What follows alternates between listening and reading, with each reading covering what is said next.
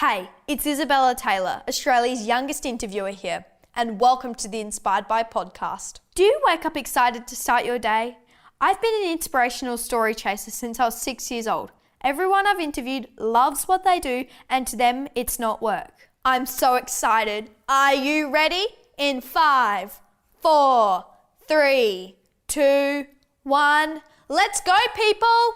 Tilda Cobham-Hervey is an Australian actress from Adelaide, South Australia in film, television and theatre, and a writer-director with a background in circus and physical theatre. Tilda's first acting role was in 52 Tuesdays when she was just 16 years old, and in 2019 she gave an outstanding performance as Helen Reddy in I Am Woman. Tilda shares her inspirational journey thus far as a creative talent, giving insight into the challenges she has faced thus far in pursuing her passion and advice to young people aspiring to become a part of the film industry. Tilda Cobham-Hervey, you were born in Adelaide, South Australia, and you're a film and television and theatre actress and writer-director with a background in circus and physical theatre. Thank you very much for taking the time to speak with me here at Inspired By Headquarters. Thanks for having me. As a child, you're incredibly energetic and driven. Starting from your earliest memories, can you share with us some of the highlights of your childhood? Oh, what a beautiful question. I did have a great childhood. I was very lucky to have two parents who were very present in my life. They were very busy with their work, but they loved their work and I was very invited into that. So I think some of my favourite memories was watching my parents create work and being around their creativity. I think that really informed me a lot as a person and an adult too, watching them work. I went to an excellent primary school where I made amazing friends who are still my best friends now. And that was a primary school called the R7 Family Unit, and they sort of taught through this method of teaching called the Reggio Emilio sort of way of teaching, which is sort of learning through play, and that really I think informed again me now, and it taught me so much it made me really respect learning and made me very excited to be at school, which I think a lot of kids didn't have. I got to high school and I was so excited to have teachers who were going to sit down and teach me things, and I think a lot of teenagers don't feel that way. So I was lucky for that. I loved being in the circus. That was a really excellent way to grow up around people getting the chance to create all together. So I guess a lot of it's about doing what I loved from an early. I was lucky to discover my passion early, I think, for making things. What things did you like to do in the circus? Well, look, I was in the circus. I wasn't the most coordinated, hence why I don't do it anymore. But I loved hula hoop and trapeze a lot. I really loved that. And I think the bit I loved most was getting together with a group of people, and I loved the performing part and doing the shows and working out. When I was 14, I started a company called Gravity and Other Myths with a group of sort of older members in the performing troupe. And it was through that experience where we actually got to make a show together. That was the bit I really loved. When you did Gravity and Other Myths, did you perform in that circus troupe, or was it like a business that you started and then other people came in to do it? I started performing in it. So I performed with the company from the age of 14 to 19. We did a lot of tours around Australia, so I wasn't at school a lot, but I did school on the road. And when I was about 19, at around 16, I did my first film. So I took a little bit of a back step from the circus stuff because I was also finishing year 12 and it was just trying to fit a bit too much in. And then at 19, I sort of stepped back properly, and that company still exists though and does amazing work still. Did you enjoy school? I loved school. I loved school so much. I had an amazing time at school. I really loved my teachers, and I think I was just lucky that I was very excited to be learning things, and the school was very good with me too because I was away from school quite a lot due to various performing commitments. And they also really let me craft, particularly my year 12, into being a year of doing subjects that were really fit for me. So instead of doing the school play in year 12, I made a one-woman solo show, and instead of doing a painting for art, I made a 3-room art installation with projectors, and so I sort of got to use it as a way to explore a lot of things I wanted to do anyway. Yeah. How did you make the projector? That was just an idea. So I made sort of little videos and projected onto objects. Yeah. Did you grow up in a creative household? I definitely did. It was very hard to avoid. I actually don't think I could have done any other job. I didn't know what the other options were besides being in theatre. So yeah, it was all we ever talked about. My brother, though, funny, he's 16 and he is not at all interested in the arts. So he's rebelled, but he's the only one of us. What kind of things does he like to do? He loves surfing. He loves cooking. So I guess that's still kind of creative.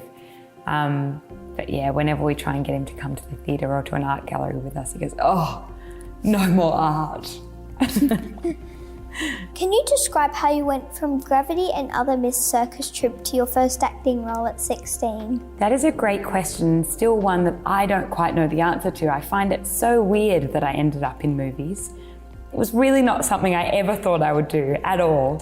Actually, the first show I ever did, I was 12 years old and I did a show where my mum and I were both in the show together. My dad lit the show and designed the show.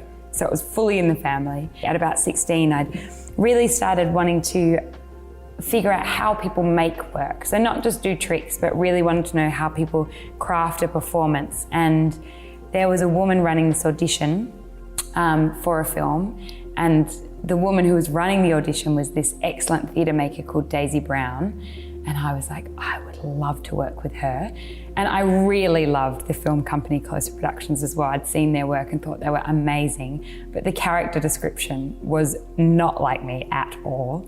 It was very tough 16-year-old, and I was very much not a tough 16-year-old. So I never thought I would get the role, but I was really excited to go and do an audition and sort of learn from these people. So I went and did that, and then they decided that I should be in the film, and I spent a long time going, "Are you sure?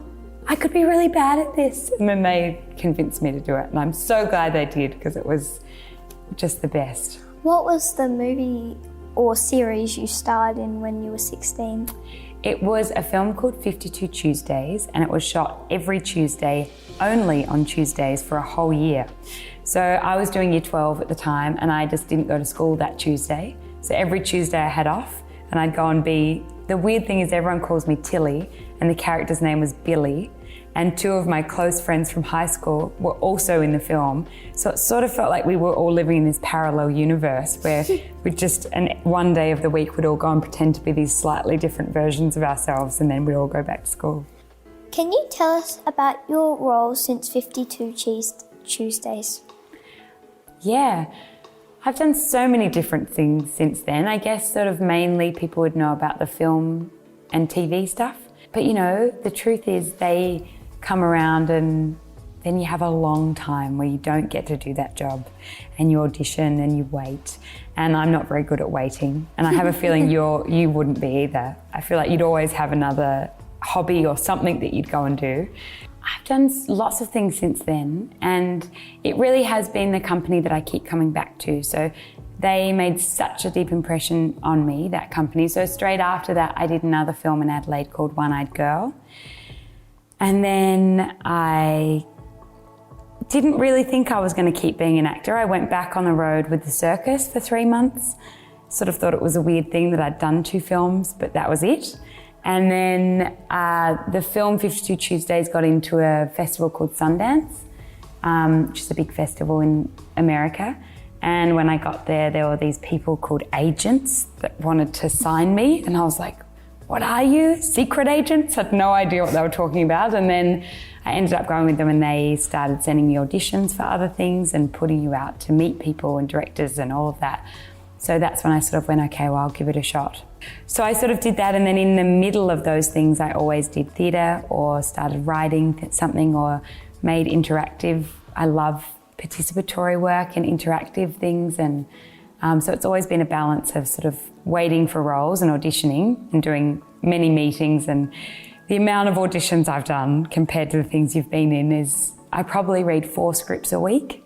and then you probably audition for 2 or 3 of those, maybe a week. It depends on sort of different times of year. And then you might get 1 of those if you're lucky. It's a lot. How have your acting roles made you into the person you are today? Oh, what a great question.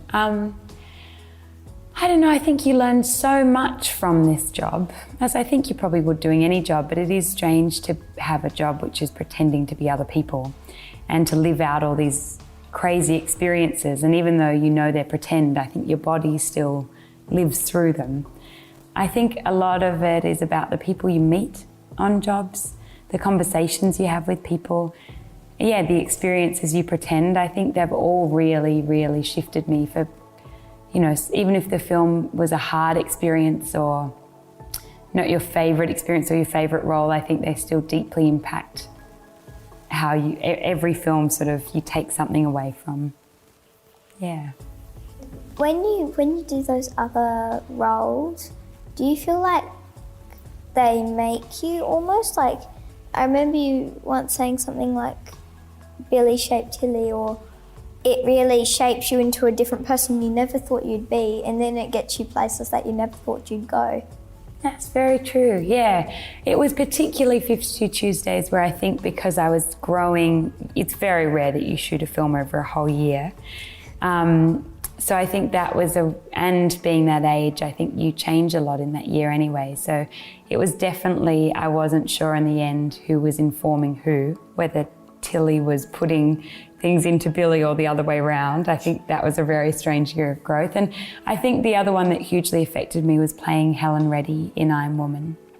That there was something about the research that had to go into that role that was really different to other jobs I'd done, and it really made me really question why I do the job I do. It really questioned feminism and the kind of woman I want to be, and how learning to use my voice more and to sort of lean into confidence. I think that took me a long time, and that really helped, yeah. What did it take to get into character for your incredible portrayal of Helen Reddy in I Am Woman? First of all, thank you. I sort of did everything.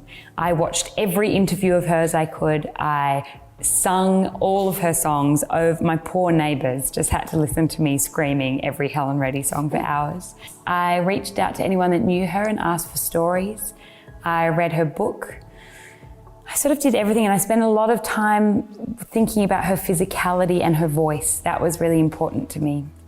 Trying to capture her, the way she appeared, I think, and the way people would recognise her in me, so that I could then have a bit more freedom, I think, to sort of just be in the story that we were telling. What was the hardest thing to pull off? Good question. I was initially really scared of the ageing part. So I go from the age of 24 to 48 in the movie. And I was like, oh my goodness, like how am I going to play a 48-year-old with a daughter that's basically my age convincingly? But weirdly, as we started doing the ageing test, I've always felt secretly like an 80-year-old woman. So actually that felt quite easy in the end. And I thought it was going to take them so long to make me look old. And then one day I sat down into the makeup chair, and in about 5 minutes that already made me look like my grandma, which was terrifying. The bits that I was scared of, I think the thing I was just really daunted by was trying to make it feel truthful. Instead of feeling like you were just impersonating someone, really trying to make sure you felt like you were embodying someone. How different was it playing a fictional character to a non-fictional? Yeah, really different for me. I found it very different. I always do a lot of research and preparation before doing a role. I think I really love that part, the bit where you get to dream up all the possible ways a person could be who they are. I love writing a backstory. If it's a fictional thing, I'll still make up a whole world in my head about where they've come from and who they are. I love that, and it's probably also a way to be less nervous about doing it. I feel like the more you can try and get to know someone, the easier it is to play them. But with Helen Reddy, I really fell in love with her, learning about her. And I really wanted to honour all of her amazing spirit. And yes, I think you're right. When people are watching it who know Helen, you want to make sure that you're seeming like an impression of her that people can look at you and imagine her in that space. So you really want to try and get as much. For me, I really wanted to get down the way she spoke. Even though we're both Australian, we have quite different voices. The way she held herself, the way she moved. And I think, yeah, that was a very different process. I felt much more, particularly at the beginning, I actually think I probably tried too hard to be her. And over the course of filming, I let that go and was able to just be in the story a bit more. Did some of these roles inspire you to tap into your storytelling ability and branch into writing, directing? It absolutely did. It was I'm Woman again, playing Helen Reddy and seeing how hard she had to fight to become the kind of artist she wanted to be. And I think I love film. I've loved the opportunities I've had. But it's a really hard thing to keep auditioning all the time, and I think you don't often get to be necessarily the artist you want to be, particularly at the beginning of your career. You're sort of having to say yes to anything and everything. And there was a lot of work, and I really care about the stories we tell. I think we have a huge responsibility as artists to be able to stand behind the work that you do. I think I've been very affected by movies and books, and I find it very important to be able to stand behind it. So I really, through playing Helen and seeing her journey of going, okay, I get to make an album, but there's not a song that represents me as a woman, I went, okay, yes, I've read a lot of scripts, but I don't feel like there's been a story that really represents me and how I see the world. So it was through playing that role that I went, I've loved this book forever, and maybe I'll try and adapt it into a movie. So I did. When you do auditions and someone picks someone else for the role, how do you feel when you get home and you're like, that could have been such a good opportunity, but you still end up high up here? That's a lovely thing to say as well. I think that it is, I'm usually really fine about it actually. I quite like auditioning. I am always shocked if I get a job. It always just completely, I can never believe it. I still find acting really scary. I'm always a bit surprised that I keep doing it. I find it really nerve-wracking, and I think it's, I find it surprising that I keep trying. I think it's probably because I'm scared of it that I love it. So there's a slight relief when I don't get a job, because I'm like, oh, I don't have to be stressed about trying to do that right. There's been a few roles that I've been really sad not to get, but I also would hate to ever be in something that a director didn't think I was the perfect person for. So I think I have a bit of a sense of calm about, I think the right things come to people at the right times. And even sometimes when I haven't gotten work for a long time and it's been really hard, or there's a whole lot of things that you've missed out on in a row, it's always then pushed me to go, okay, I'm going to write a script, or I'm going to do something else. And I guess you've just got to find, some version of believing in a version of fate or something, I think, to probably survive this industry of waiting. Yeah. Inspiring young people to follow their dreams regardless of their circumstances wouldn't be the same if they didn't know what the hardships would be like and how they dealt with them. And I think that's really hard in the world of film and acting, because everyone looks at it as very glamorized, and I've been very lucky to do the work that I've done. And I think sometimes it's very easy. I find it hard when you look at people's careers and you only see the highlights of the amazing films they've been in, but you don't know that they've probably spent 5 years desperately trying to get a job, working in a cafe, trying really hard. And that's part of it too.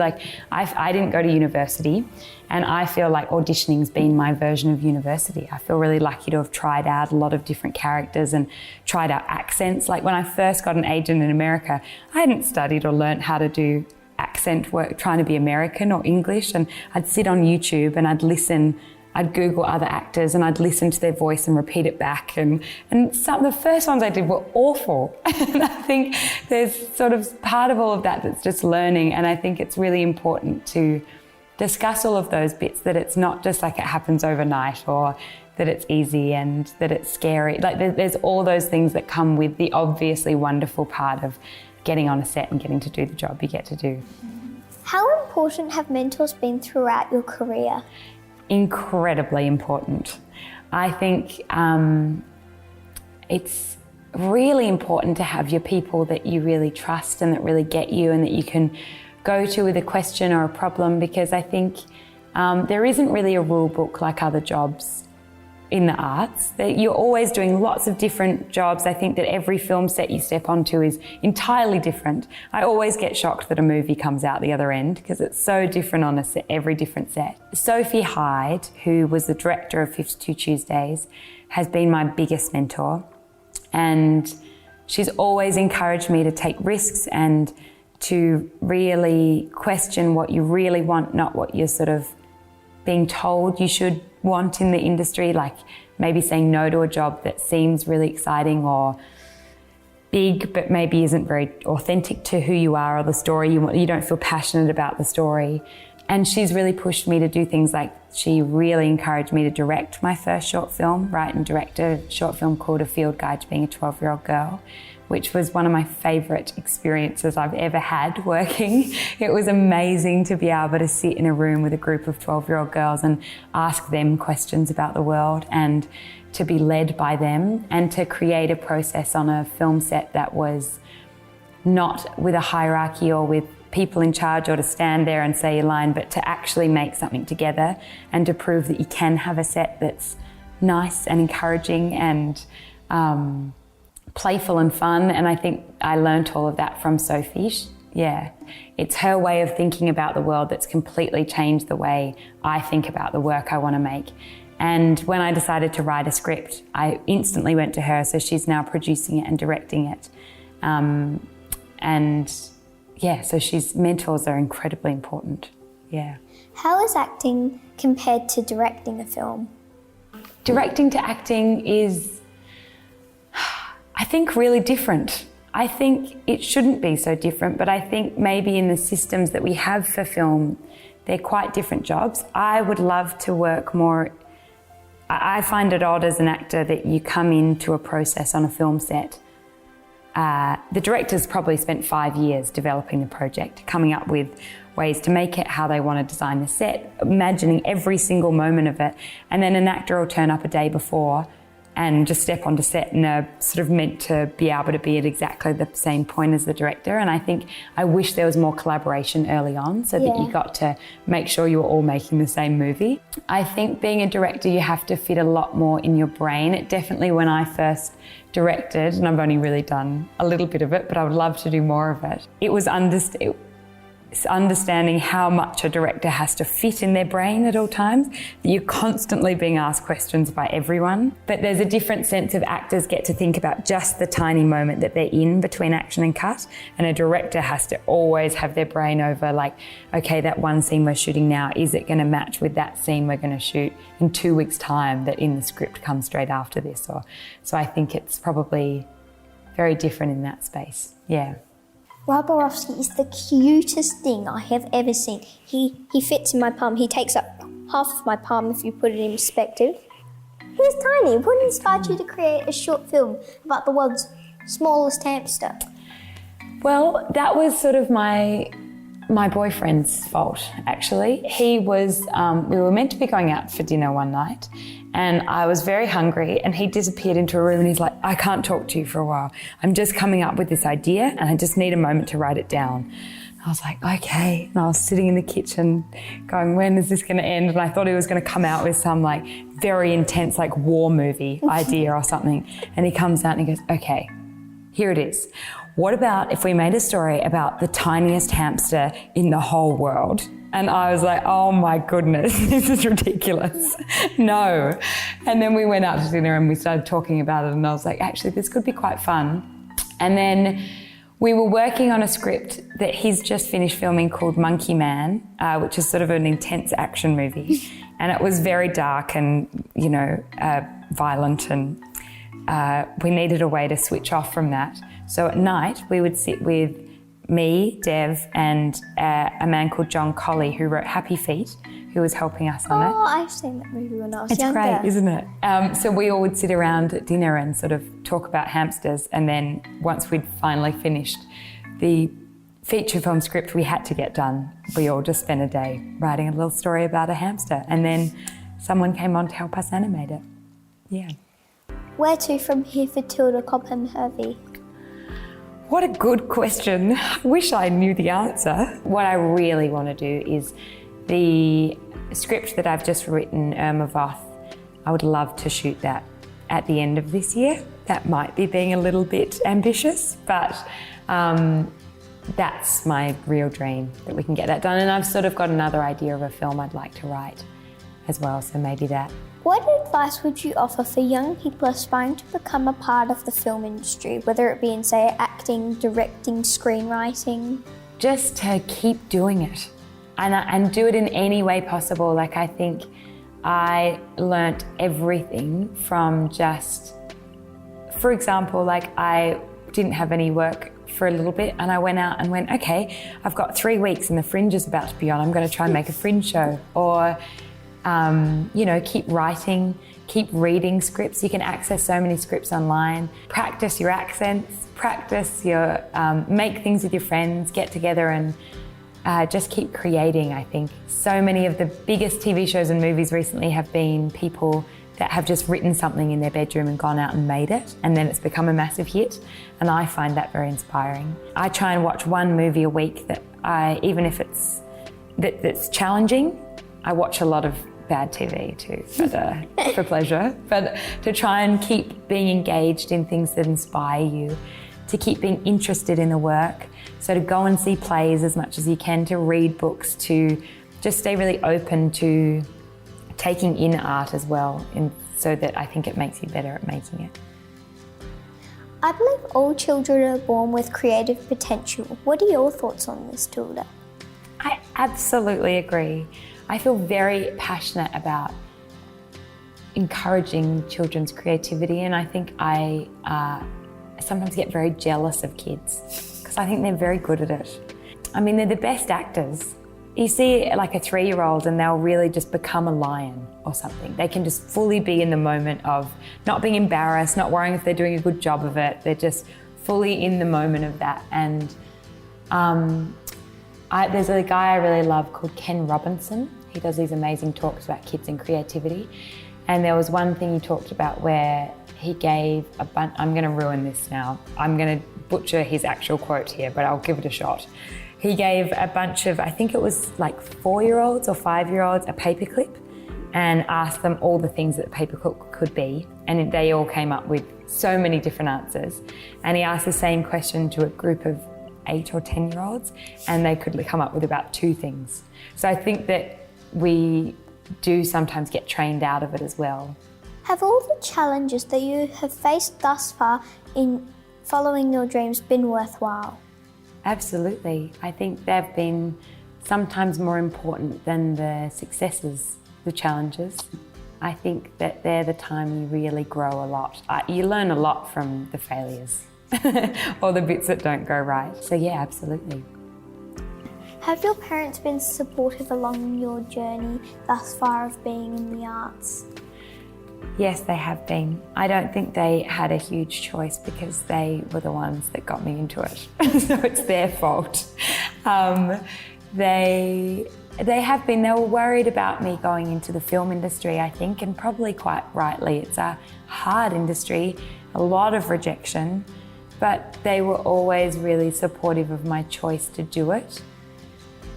And I think they've been very encouraging of me continuing to make sure I have a world outside of that and to keep using my brain in creative ways, whether that's making a Fringe show or writing a script, or to keep engaging in other forms of learning. I was really lucky that they were incredibly supportive of me being in the arts though. I know that not every person gets that opportunity, and I know a lot of friends who have had that conflict. But I think if you're someone who is really passionate about doing it, it's absolute, you will always find a way to do the job or to engage in the job. And there's so many different ways to be an artist or be in the industry. Thank you very much for taking the time to talk with me today and sharing your inspirational journey thus far. It has been a pleasure meeting you. Thanks so much. It's been a pleasure meeting you. Thank you, Tilda, for sharing your inspirational journey with us thus far. I hope this episode sets your passions on fire. Love to see you in the next episode. head to inspiredby.com.au. Thank you so much for listening.